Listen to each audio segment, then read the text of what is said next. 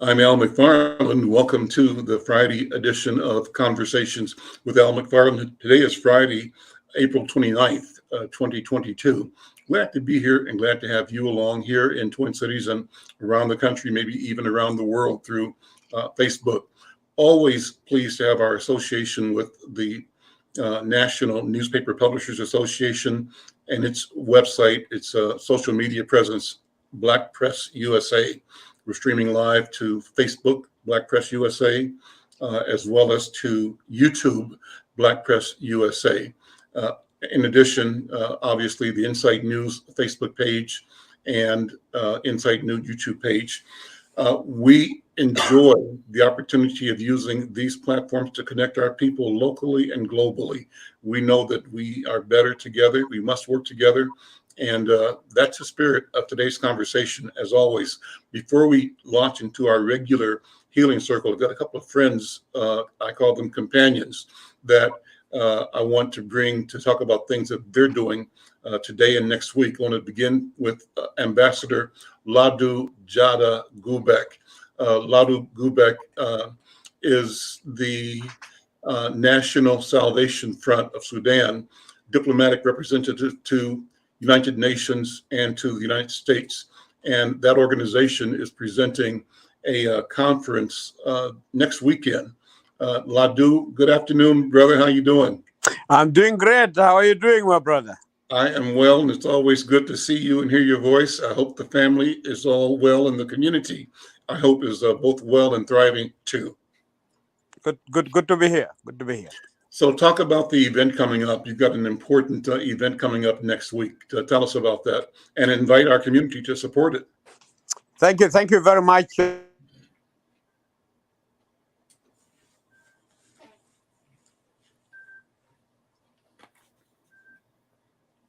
I lost your sound. Can you don't have your sound or your image, Ladou? So maybe we had a challenge there. Can you, rest of you hear me okay? Mm-hmm. Okay, so I think we lost his connection. Ladou, maybe you should pull out of the conference, go off and then come back on and refresh your connection. I'm going to remove, oh, there you are. You're back now. Good. Lost you for a second. Okay. Ladou, go ahead. Are you all hearing me? Yeah. Okay, great. Ladou, I see you, but I don't hear you. I'm gonna just wait a second.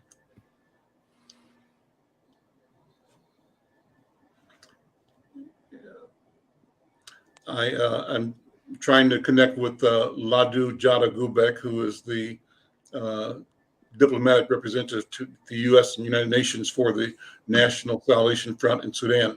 Ladou, if you hear me, I want you to go ahead and talk about the event coming up next week. Okay. So maybe he'll have to try to figure out how to get his audio working. Let me just come back to you, Ladou. Al Flowers, how you doing, brother? I'm doing great, Al. Great. Thank you for being here too. Take a minute while we get Ladou hooked up to talk about the important work of the Youth Task Force and the Young People's Task Force, it's called, and also the Unity Community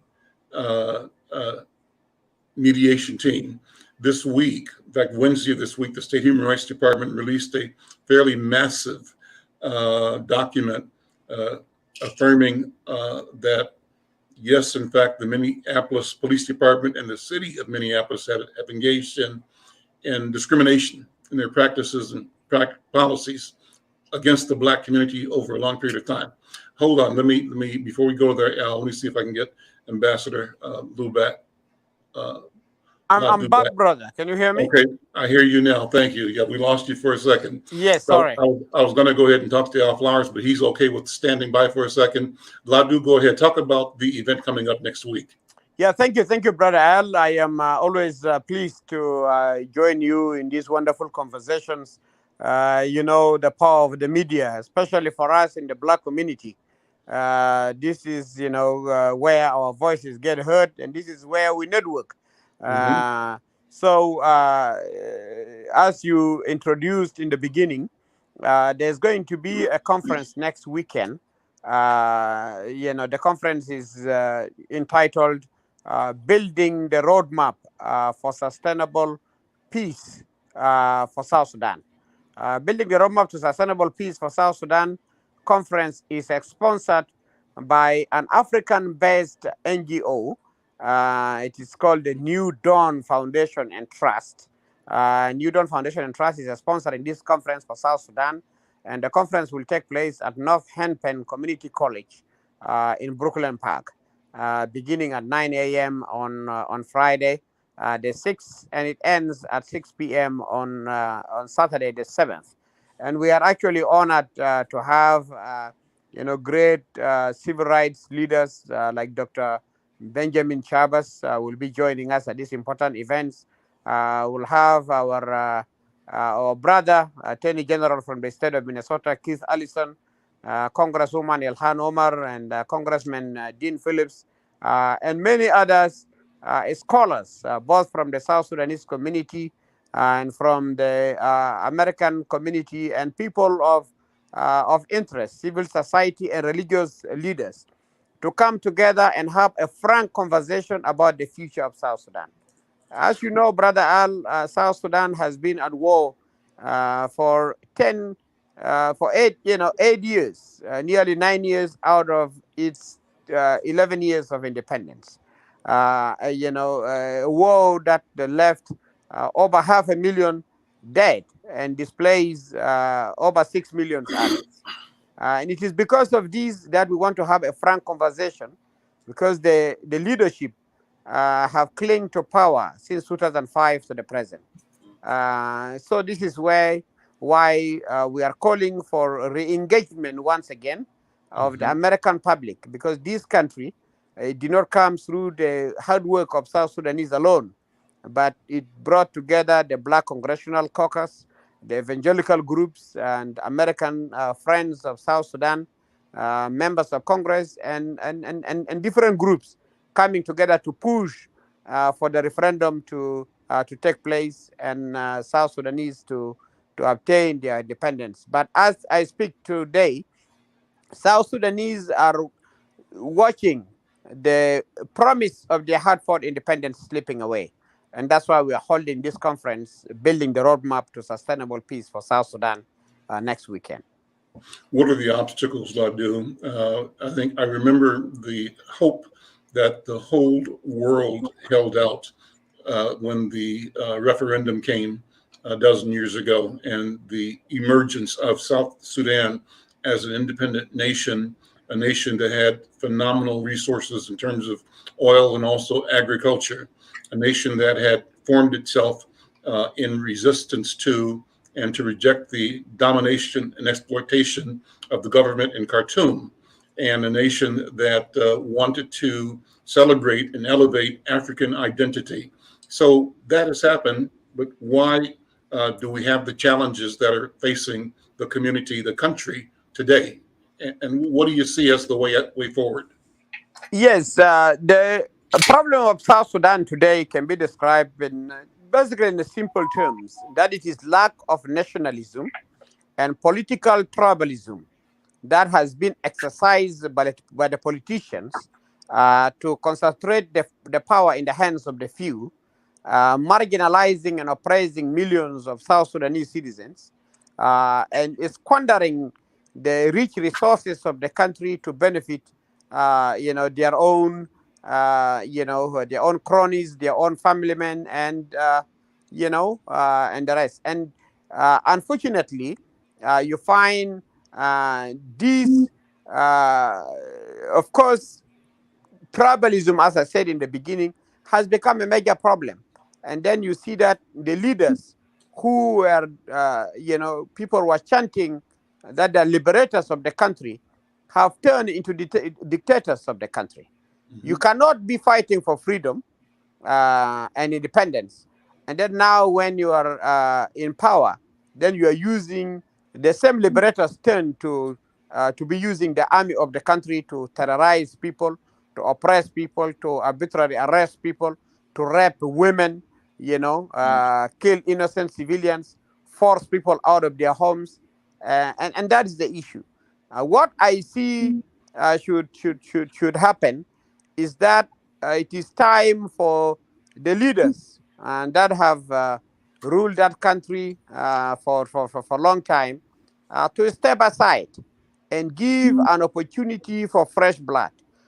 Leaders that can form an interim government that is inclusive, a government of technocrats, a government of people who have the nationalism at heart, to reconcile the people of South Sudan so they can see themselves first and foremost as South Sudanese instead of seeing themselves by their tribal labels. And that is when the country will now begin to develop and embrace the values of statehood and move to the path of peace, of harmony and coexistence and prosperity. Well, Ladu, thank you so much for the information and for the invitation. I want you to come back as often as you can to give updates on the status of South Sudan and the progress towards reaching sustainable peace in South Sudan. Brother, thank you so much. Thank you so much, brother. Good to be here. All right, take care. Bye-bye. So I'm Al McFarlane. This is Conversations with Al McFarlane. What a wonderful way to begin the program. Number one, and letting you know that people are working towards peace and sustainability all over the world and right here in ways that affect what happens in all parts of the world. I'm grateful that Ladu Jado Gubek reached out to me and asked me to help promote and support the work of the South Sudanese community here in Minnesota and in the diaspora and also at home. And, the important thing is that the issues, the problems he's describing are not unique to South Sudan. I mean, what he said is what Al Flowers, we say all the time, are problems at one level or another that we are dealing with here in our community. So, Al Flowers, first of all, welcome. Good to see you. What's going on today with the program that you're doing? Thank you, Alan. That was good to hear. We fighting all over the world. That's what sound like our brother was saying. And as you stated earlier, we coming off of Human Rights Department report saying how we have been discriminated against, racially discriminated against here, African Americans, for many years. And Al, we knew it anyway. When the findings came out, it's not like leaders haven't expressed that concern. What went in that human rights report, going back to I invoked the name of Clyde Belcourt, Ron Edwards, Spike Moss, and all those people that's been fighting for justice within about police brutality. So I came after them, and now you've been covering it for a long time. So when they come out with the report, you done wrote about it, talked about it, and these things happen in our community. So what we got, so we'll continue to we'll work with the Human Rights Department. That's UCMT and the Young People Task Force Unity Community Mediation Team, who has been involved with this for the last 20 years, trying to talk about the injustice in our community that came out the other day, and everybody played like they shocked. And I don't think the mayor was shocked. City council was shocked because they watched that as it went on. And I've had my altercations with law enforcement, where even some happened at the Urban League back in 2007. Al, you remember that? Mm-hmm. And it did happen at my house. So, and I've never been charged with anything after that. I took those beatings. So I said at a press conference that I was a part of that study, that because the last beating I took from the police was in 2014 about my daughter, them coming to try to get my daughter. So they've been doing this to us a long time. So we're going to continue to work. They try to form a consent decree with the Human Rights Department. The UCMT and the Young People Task Force will be all the way involved. And now with what's happening at YMCA today, we're working alongside with Inside News. We're going to cover the opening. It's only a 2-hour thing, but we're going to go over there and set it up like a studio and talk to the young people at the Y and the Young People Task Force this afternoon. And then on tomorrow, on Saturday, they got a full day schedule for young people to come in and listen to some of their leaders, elected leaders, community. So tomorrow they'll be talking about financial literacy. Tomorrow at 10:30 or 10:30 to 11:30, and then they'll be talking about opportunities with the state representative Esther Gaji. She'll be there tomorrow afternoon. Alicia Smith, the new park board commissioner, she'll be there, and NAACP representative to have people join and get back involved and get back in the NAACP and participate to push social justice. I know with your previous guest, I know if they had organizations like that, how they would be utilizing them over there. And we don't utilize ours enough, but we better begin. But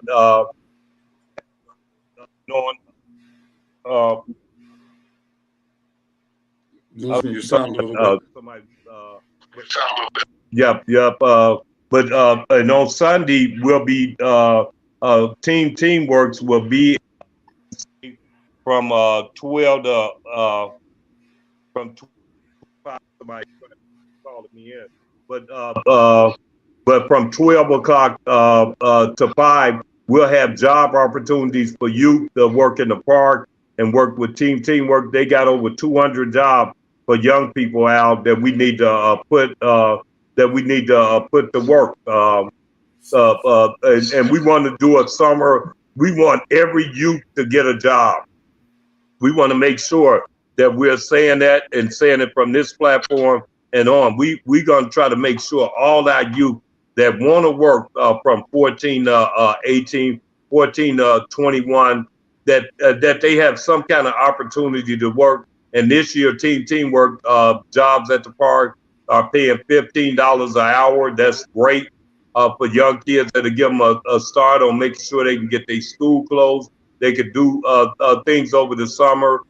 So that's what we advertising, and we'll be advertising it from here at Insight News. So the people out there and the young kids want a job, we ready to put them to work.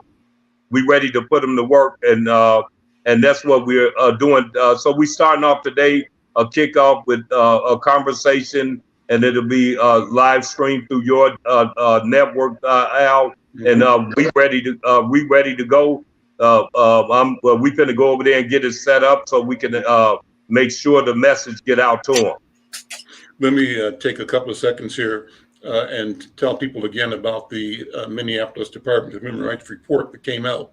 I'm going to read just a couple of paragraphs from the press release that came on Wednesday from the Human Rights Commissioner, Rebecca Lucero. She says, open quote, following the murder of George Floyd, demands to end discriminatory policing practices reverberated across the world.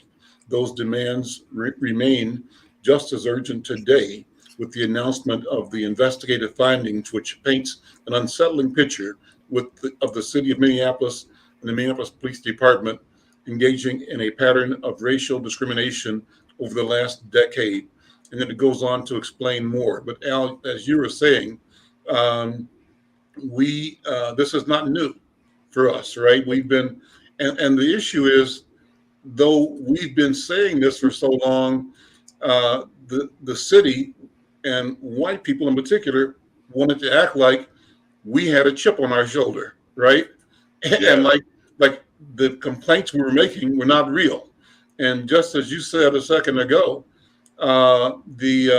your own personal story is a testimony to the force and brutality that our police department has visited on people in general and targeted people in particular. You mentioned the event at the Urban League. I remember pulling up to one of our events in the community, and when I pulled up, it was about to cross the street. You were being checked by a police officer who was up in your face, challenging you, and you were simply just not resisting, but asking why and what. And I think you hollered out to me, "Go get my sister in the meeting." And your sister Lisa was there, and I came in and said, "Lisa, Al's outside. He's getting hassled by a police person." And when we came back out, I think they had you on the ground, getting ready to put you in cuffs and take you downtown. That was one incident that I personally am aware of. That was unnecessary use of force. But then the worst part is the one that we used in the newspaper, where they actually beat you mercilessly, and you were battered. It's painful to even watch the photographs. But you described how you simply were in your house, sort of questioning what right they had to come in and search for your daughter, I believe. And they went to town on you. And so your knowledge is not just theory, not what you read. You're talking about what you've experienced. And I think that what we have to do, Al, is keep saying that, because the people in the market, the controllers, want us all to believe that every now and then something goes wrong. But by and large, life is good for everybody. Life might be good for them, but it's a different story in our part of town. The truth is that through the work of the Young People's Task Force and through your work, the work of the Unity Community Mediation Team, we continue to press to bring the issue forward, raising our voices both in protest and in the spirit of justice, and a voice that cannot be and that will not be silenced or denied. So I want to thank you for that. Let me let you make the invitation one more time. Invite people to show up today. It's at the YMCA on Broadway, the North Side Y, and it's going to be today. We'll be talking to some of the young people about this human rights report, what they thinking, Al, and how do we move forward, and that's why history is so important for our communities to learn, our young people to learn, and that's what we are trying to do now. That's what we've been trying to do, Al, working with you. We've been trying to get the message out. We still learning. We're still learning, but we got some great young people like Miles Wilson, AJ Al Jr., Nicholas Martin, Laziah Smith. And the thing about those young people is they are part of us. We raised them. They were raised in the community. They got history in the community, and they got a love for Minneapolis like we do. So now they got to carry it on. They got to carry it forward, and now they'll be carrying it without knowledge. So it's at the YMCA today. It's going to be live stream on your through Insight News, and that's what we got to do. We got to just keep talking, and even when we get good news, because that's what that was from the Human Rights Department. But it ain't like Spike Moss and them having went to the Human Rights Department when they couldn't get justice from the city. It ain't like they ain't been there. So Rebecca, we got to congratulate Rebecca Lucero for what she did, and she pushed it on forward. She pushed it forward. But please, when they doing that, don't forget what Spike and Clyde Belfort and Ron Edwards and even yourself, Al, have reported. So don't make it brand new. And my thing about that, Al, is we said now they said we want to do a consent decree, and I'm saying to them, and I said this publicly. I'm saying it to the mayor. Okay, now we knew anyway, but now y'all have reported it, and y'all have, the state have said you guilty. So what does that mean for African American and Native American that took all that punishment that we already knew about? So I don't like the fact that we say this and now we say we going to the consent decree. That's just like when we got out of slavery, when they said you free, and then they promised 40 acres and a mule, but we didn't get it. So they do these things to us, our community, and then ain't nothing. What's the punitive damage? That's the right word. Right. What's the punitive damage to what you did? So I'm going to work on the and fight on the consent decree. But what are you going to do about what was done? You said the mayor says he acknowledged it. So what's the punitive damage to our community, Al? Because y'all had already said this long before me. Y'all had already told them this what was happening, and they whatever they did, they wiped it away. So my thing is, what's the punitive damage? And I'm talking to people about that now, and I'll talk more about it to our community and to you when we get time, Al. And I know that's a legitimate question. What's the punitive damage for the African American and Native community for all's been done to us?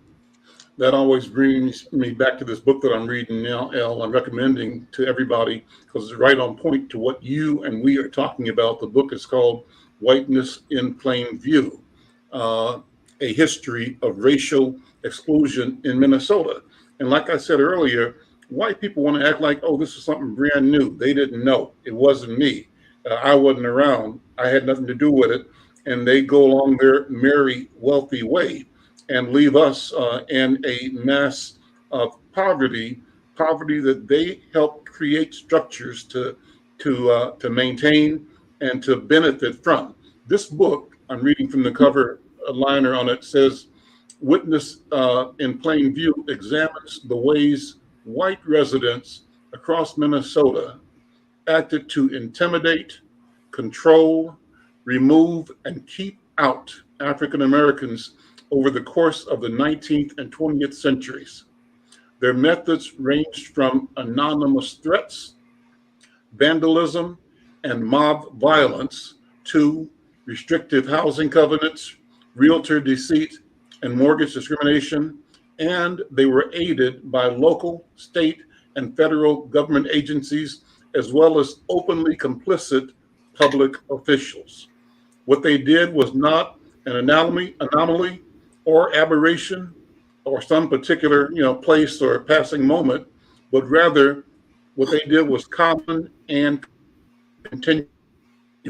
Chapter by chapter, this book shows that Minnesota's overwhelming whiteness is neither accidental nor incidental, and that racial exclusion's legacy is very much woven into the state's contemporary politics, economy, and culture.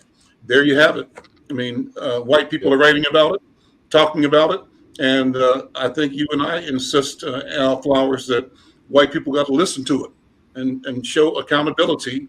And that accountability means removing it means listening, number one, and ensuring that supporting our bid for equality and justice and fairness and equity in the entire apparatus of community and the culture. So listen, thank you. I'm going to see you around 4 today at the conference. Yes. Thank you, Brother Al.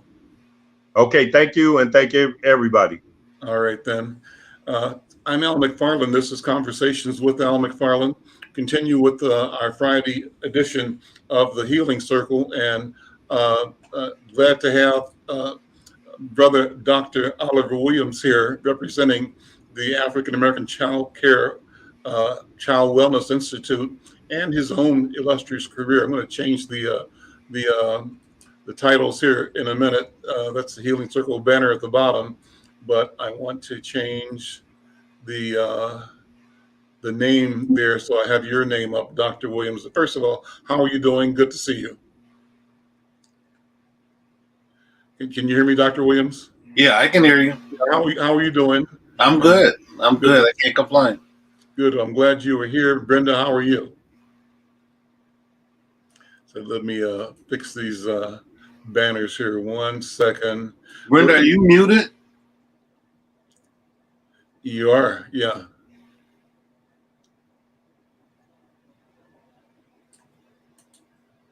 There we go. There we go. Brenda, you're muted, I think. But until she is able to check in, Dr. Williams, yeah, first of all, welcome. Always good to be with you. You too. And I want to do two things. One is just ask you what's on your mind. What can we talk about? But I should ask you to react to both of the announcements we had today, because both of them have to do with our people, our health, and both of them reflect the challenges for wholeness, healing in individuals, but also in the society and in the world. So you probably can put an analysis on this that has us all better understand what the opportunity is and how do we look at the crises as also opportunities and challenges, a place and time to work. So what do you think? One of the things that I think about is that as people try to tell their truth about what's going on, and we're talking about it, so you all have known these things that existed in the Twin Cities for years, but people were reluctant to pay attention to it as if it wasn't true. And I think that's a really an interesting thing about how, as you try to tell your truth, people who are unfamiliar with your truth try to deny it. I remember listening to what they said about that report, and they were saying that, that basically it wasn't, it was people of color who ended up dealing with these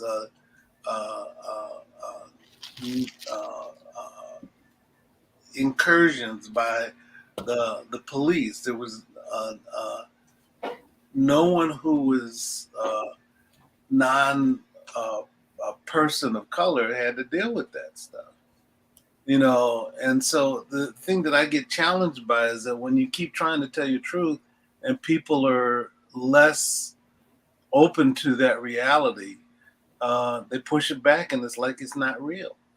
And I think people gravitate towards it when they think it's, sort of in their interest or in their reality in some way. And I did this report for some young people on the north side, and we had younger and older youth. We were asking questions about their experiences. And they were all talking about the fact that they knew what was going on with the police and the challenges that they were experiencing. And even stores that got shut down because they were selling guns and doing some other things that were challenging. Mm-hmm. And what they noticed is that there are certain people that got penalized, but the very places where the problems were taking place, they got shut down for a minute and then they opened it back up again. And youth ended up seeing the inconsistencies of what justice was supposed to be. And so I just, that's something that challenges me. When you see young people are able to sort of testify to those things that I've heard their mentors and older people have been saying for the longest time. That's one thing that I get challenged by. And then, the thing is, how do you define health in ways that is credible to young people? How do you define it and execute it in ways that people feel as though they can believe in it? And I think that interferes with our ability to be able to deal with stuff in our community, when that happens. So those are the things that have been on my mind. And how do you define health? And how do you operationalize it so it makes sense? So those are things that have been on my mind as we've been talking about that. Let me throw these ideas out to you to react to. It's no different from what I've been saying all the time. So I'm probably reflecting my state of confusion, but I'm willing to do that. Okay. When I first interviewed Ladu and people from the South Sudan who lived here, they brought over and introduced me to, and I think I've told you this before, the president or the vice president of the South Sudan, vice chair of the South Sudan People's Liberation Movement, SPLM, brother named General Riek Machar, who was also the vice chair of the South Sudan People's Liberation Army, a soldier. He came over to the Marcus Garvey house, a small group of people with him. I think he was in Minnesota both to meet with the Sudanese community here. This is where a lot of the so-called lost boys made their way to, people that escaped being in the conflict in South Sudan. And so but the people that were bringing him with me told me that when he walks around at home in Juba, he generally walks around with an army of about 5,000 people. That's the nature of his work and his presence in that emerging country at that time. I interviewed him, and one of the things he said he had regrets for, and he talked about the fact that he and Dr. John Garang, both scientists working at the University of Sudan in Khartoum, I think it was, got sick of the South Sudanese or the Black Sudanese being always marginalized, disrespected, kept in menial, subservient roles, a culture that demeaned their very life, their lives, and attempted to have them accept that their stature, their status among humans was less than the status of the people of Northern Sudan. He called the people of Northern Sudan Arabized Africans. And when I heard the term Arabized Africans, I said, "What do you mean, an Arabized African?" I hadn't heard that before. And who are they? You know, how they look? Well, the gentleman I was talking to was a newer, as is Ladu Jada Gubek, who was on the beginning of this program. And so the one picture of the Lost Boys are tall, very dark, very black, African men with African features. And I said, well, who? So I'm looking at a guy that looks like that to me. And I said, who are the Arabized Africans? How do they look? He said, they look like you. I said, what? What do you mean?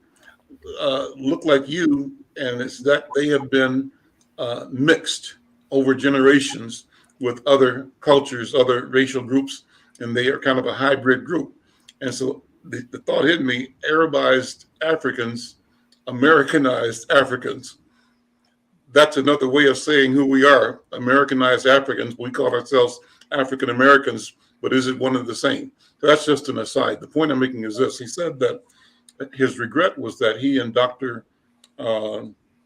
Garang, when they left the university and went to the bush to create an army to fight for their independence, and they fought X number of years, the fighting cost 5 million lives.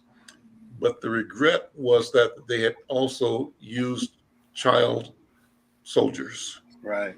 And so, you know, I keep thinking about what would it be like if I were in Sudan and I were 9 years old or 10, or 7, and somebody took me out of my home and put an AK-47 in my hands and told me that when I say shoot, you have to shoot.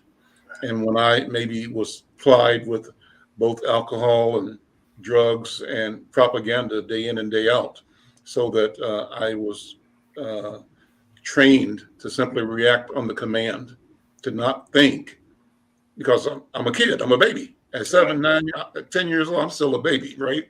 Unformed. And what does it mean when you form people in a war situation like that, where then you've got 12, 13-year-olds who go and kill, and who are trained to kill, and who are rewarded for the killing? He said, now our problem is to undo that damage. What do we do with these young men and women that we train to kill? How do we bring them back and give them their childhood again? So I think about that. Then I think about what our experience has been here. And I think about sometimes how we say we are angry and we are dismissive and we are fearful of the 13 and 14-year-olds in this community who have increasing access to guns. Right now in Minnesota, there's this pandemic of carjacking, and it's kids that are doing it. And I think that's happening around the country. It's a wave of it, Right. is what I'm hearing. It goes up and down. But that's the latest iteration of our analysis of uh, the society calls it the deficiency in Black people and Black families that leads to criminal behavior.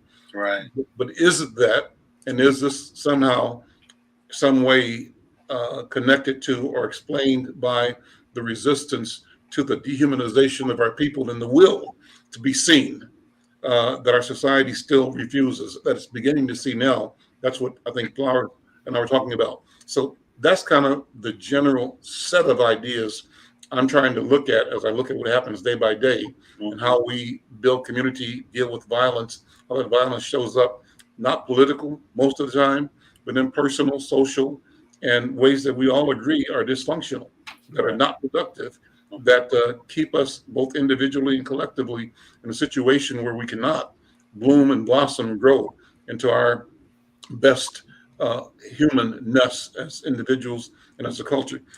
Right. So I'm just talking. What do you think? Just respond to me if you would. Well, I think that those are things that society sort of puts in as barriers within the community, and I think that we've done things historically to be able to challenge that within family structures. You knew when I was growing up.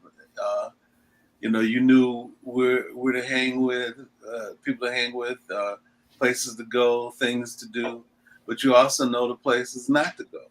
Mm-hmm. And that when you're moving in spaces that were not generally approved by elders in our community as well as our peers. So, and then I think one of the challenges with that is for how we see ourselves. How does that influence how we see ourselves when we move in certain directions and so I struggle with some of that. I think that there are things that we've done that have been strong, and there have been resources that we've had that have been important, and the question is how to get linked to it and then push back against those things where society tends to minimize us. And label us, in different ways. So I struggle with that, but I think that there's something about us coming together as a community, because we're stronger together, Mm-hmm.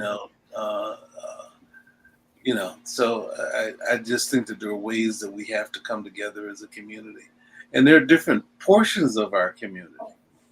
The question is, how do we, make judgments about who we want to, engage with and continue with, in some ways, and how do we end up doing it so we're not fighting each other? Mm-hmm. How do we do it where we can have some level of consensus, to be able to do that? Now the best way to do that, I don't know that I could tell you. I wonder if Keith Ellison could do it, because he's more of a politician and could, discuss those things, and he figures out ways to get things done. Or Resma, is another person who, I think has wisdom in different ways, and other people within our community who have some wisdom to be able to help direct us, and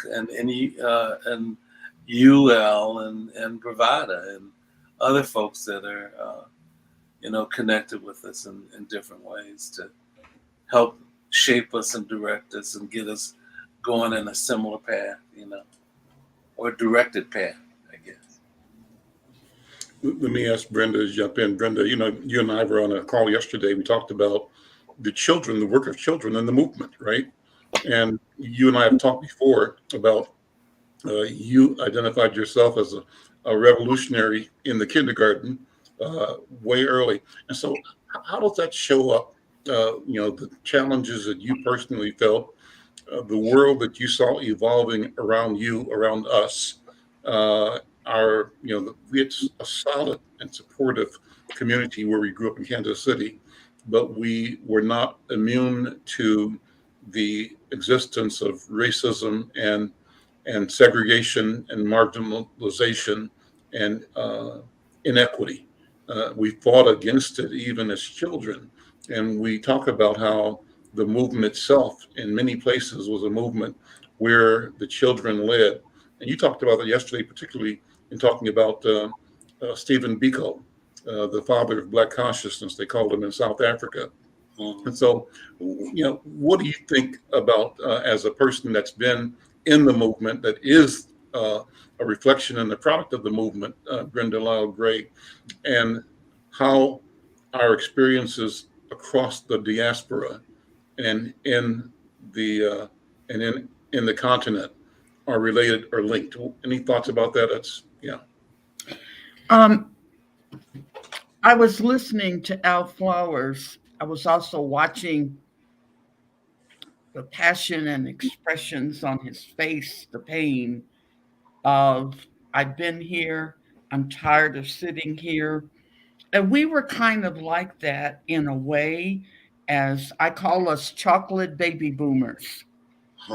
But our support was our church, of course, our family, certain standards that we were supposed to adhere to by our teachers, by our neighbors. We had that support. And I keep going back to Tyrone Terrell because he was raised in Kansas City the way we were. And I don't know, all week, I just told Al a few minutes ago about this week's shows. And one of the things that's bothering me, and I'm loving to hear about the weekend and what the youth task force is doing, but what are we doing with teacher training? What are we doing with parent training? And how are we, I had this vision of Miles and AJ Jr. sitting down with Mayor Jacob Fry and saying point blank, do you understand what's going on? Do you understand that the world is watching Minneapolis? Do you understand that in November it might be total chaos? It goes back to Martin Luther King's book. Where do we go from here? And that's what I'm sitting on. How do we help our children, our Black children, to understand how tough they are? We knew we were. We followed our friend Bernard, who said, excuse me, this is Al's cousin, Bernard Powell, who was one of the, he talked about he was a Spike Moss Jr. And it was like, no, we don't have to do this. Someone is going to listen.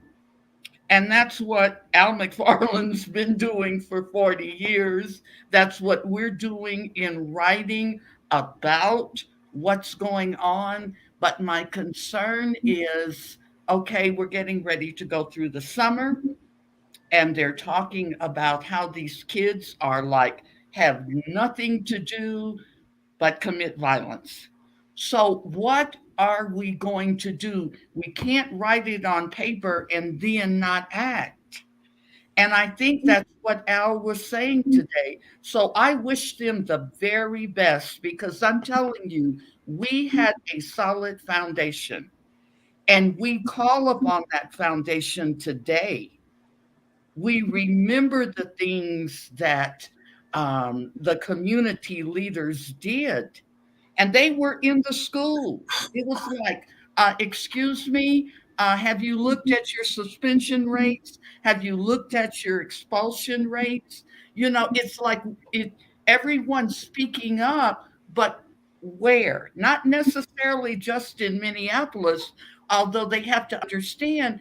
And it's like I titled an article, except my boss changes my titles, but it's like,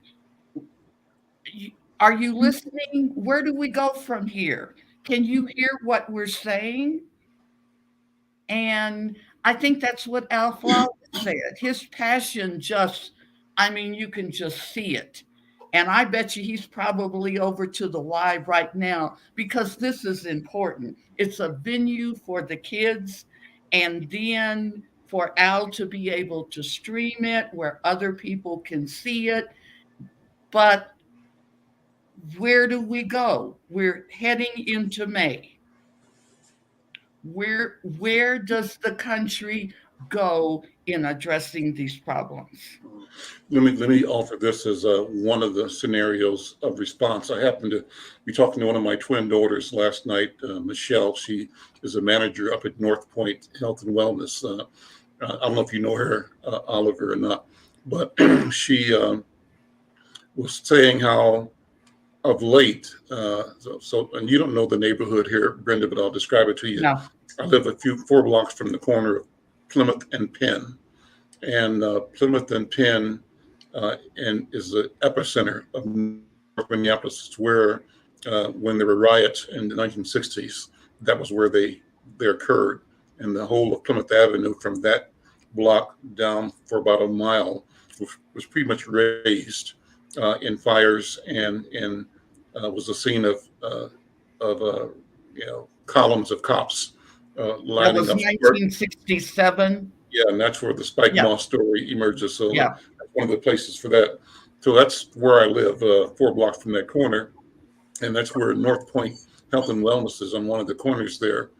And my daughter was saying how of late, the North Point hired a company, and I'm presuming it was a Black-owned company, but young Black men are stationed inside the entryway of the clinic, of the health and wellness clinic, and across the street from it, kitty corner, their administrative offices are, and they have some service places there, and they've got a parking ramp there, and they have also another outdoor parking space.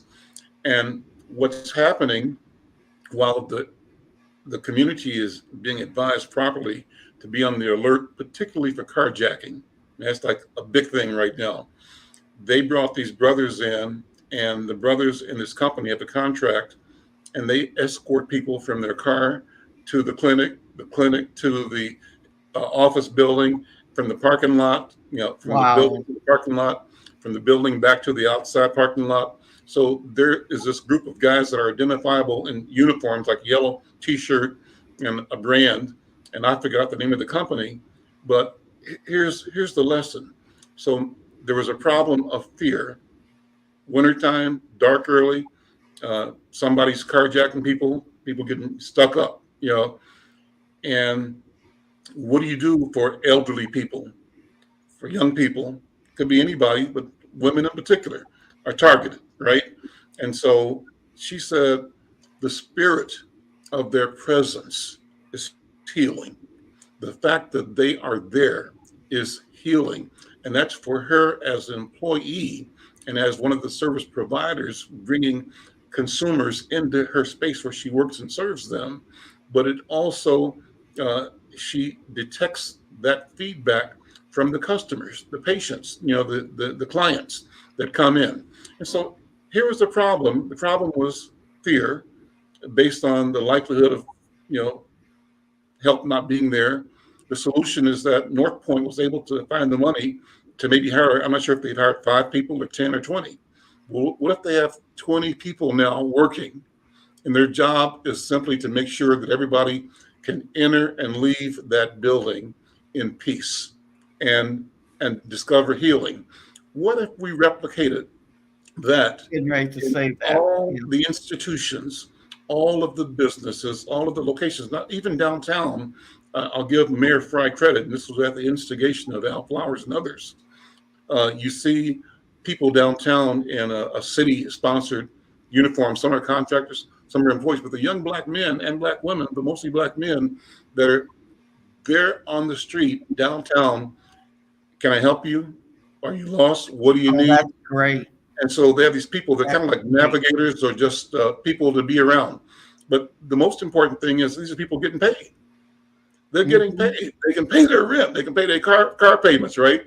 And so we have to figure out, this is the answer that I'm talking towards, is how do we use the treasure of our city, of our community, of our state to both provide jobs, like Al Flowers was saying, for the thousands of our people who need the jobs, and take them out of the risk arena where they are experiencing desperation and they become a challenge for themselves and their families and their neighborhoods and for all of us, where you move them from the problem side of the equation to the solution side, and you invest in making that happen. That's what I'm thinking is a strategy. Oliver, what if we had 1,000 psychologists? There might not be that number in the marketplace, but 1,000 people that are trained or being trained to be therapists. Mm-hmm. What would that do for us? Well, they have the Association for Black Psychologists and social workers, but I know the Black psychologists have been doing some interesting things in terms of their gatherings and such. I think it's a good idea, but I think one of the challenges statewide is that there's a underrepresentation of Black psychologists and social workers that may fit that category, and so I think increasing that, but in addition, trying to also identify what other resources exist within the community. So oftentimes there's a lot to talk about that's challenging. But I talk about the nightly news when I watched Lester Holt on Carrie Levin, when we for the national news. The thing that I love about when he broadcasts is the fact that he identifies typically something positive at the end. And then he makes the comment, take care of yourselves and each other. And I think that's the things that we need to do. What are things that exist that are positive within our community, as well as challenging the things that are problematic, and maybe get a list of those resources, have people be informed about that. And, and then maybe have something, that exists annually that identifies the positive things, as well. Because, I could think about the positive people that were in my community when I grew up in Detroit, that were real resources, and resources from generation to generation. And I think being aware of some of that would be an interesting thing, because I know that exists too within the Twin Cities community. People have been doing these things, the positive things within the community, for years. I saw that Tacumba ended up getting this Guggenheim award, so very proud of him for that. But in addition to Mother Attune with the Wellness Institute. Yep. And the history of what people have done in the Twin Cities through the Urban League and the civil rights leaders that we've had historically, and there's things to point to positively. And one of the things that I wonder about is that because sometimes kids grow up in a challenging environment, they either weren't aware of the heroes and sheroes that exist within our community, but they weren't connected to people that were heroes and sheroes in our community. And so I think getting people connected to those things is something that's an important thing, you know. So that's what I think. Those are my Well, we're at the end of our time today. This has been, as always, a wonderful conversation, and thank you. I want to end in the spirit of what you just said, Dr. Williams. I'm going to throw some new vocabulary out. I'm bragging a little bit that I'm taking a class in Middle Egyptian. And so I'm learning new words and new concepts. That's why you keep hearing me And talk about hieroglyphics. and hieroglyphic, right? And so the phrase I'll end with, I've got a sweatshirt that says that it's Ankh Ujab Seneb, and it's a common greeting. It's an appropriate greeting for any time people connect. Ankh, A-N-K-H, Ujab, U-D-J-A, Uja, and Seneb is S-E-N-E-B, and it means a greeting of life, prosperity, and health. So with that, I say to each of you and to those who are listening, Ankh Uja Seneb. We'll see you next time. Thank you so much. Have a great weekend. You too. Take care. Bye-bye. Bye. Okay.